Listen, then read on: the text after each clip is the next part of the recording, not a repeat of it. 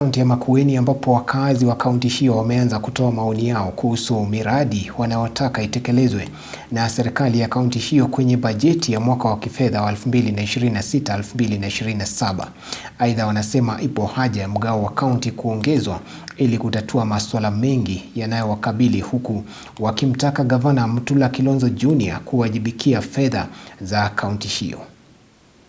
Kusema kweli, hii pesa tunaona kama ni kidogo sana, sababu 33 million kwa ward mzima, na kuna miradi ya maji, kuna miradi ya barabara, ni kidogo sana.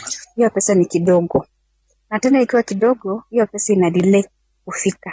Unapata miradi zingine zinaikuwa pesa kidogo, inakuja ina less, miradi inabaki kama imehang. Miradi ni mingi lakini pesa ni kidogo.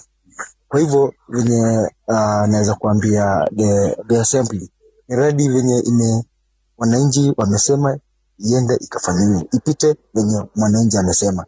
Ningeuliza national government at least waongeze hii pesa, ndio tupate kuwa tunaweza address issue za hizi mambo za miradi wananchi wanaleta lakini hazipati budget. Sioni ni kwa nini wanashindwa kwenda kwa Senate kuulizwa walitumiaje pesa ya county. Nashukuru gavana wetu kwa kuwa this time round ndiye peke yake utumizi wake wa pesa za serikali au kuwa na maswali.